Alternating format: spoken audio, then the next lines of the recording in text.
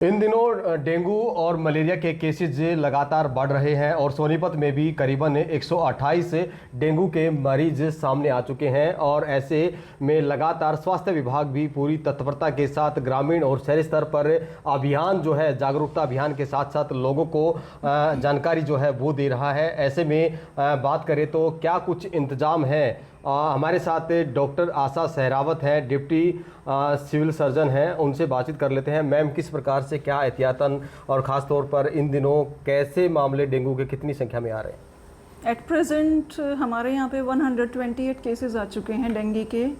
और रही इंतज़ाम की बात, तो इंतज़ाम सारे दुरुस्त हैं।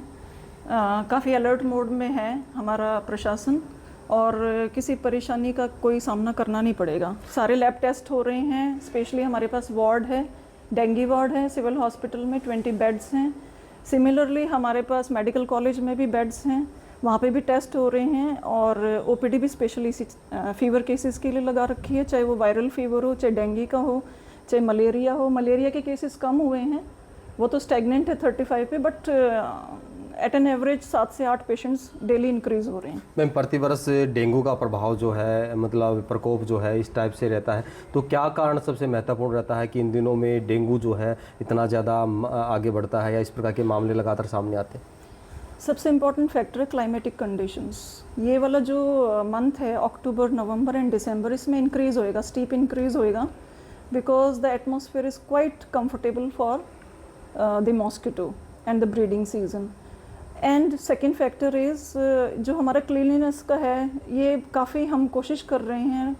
जब तक क्लीनलीनेस के ऊपर हम ध्यान नहीं देंगे, जैसे मैं हर एक से अपील भी करती हूँ, मैंने अपने हेल्थ वर्कर्स को भी बोला है कि जब भी आप घर घर जाओ, आप मोटिवेट करो।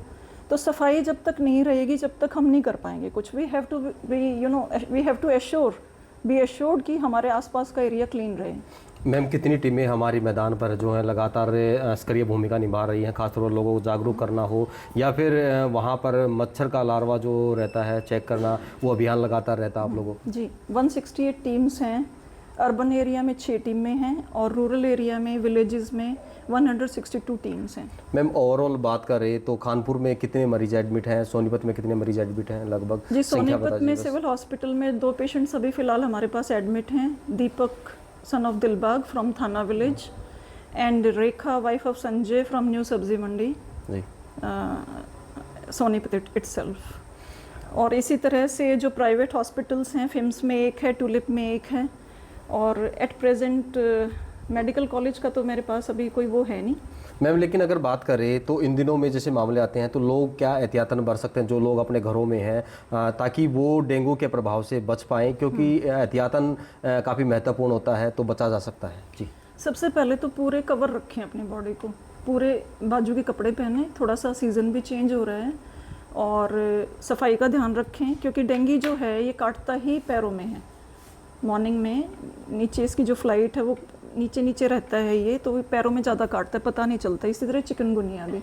तो you should be covering your self properly, this is the main, and cleanliness, this is the main awareness.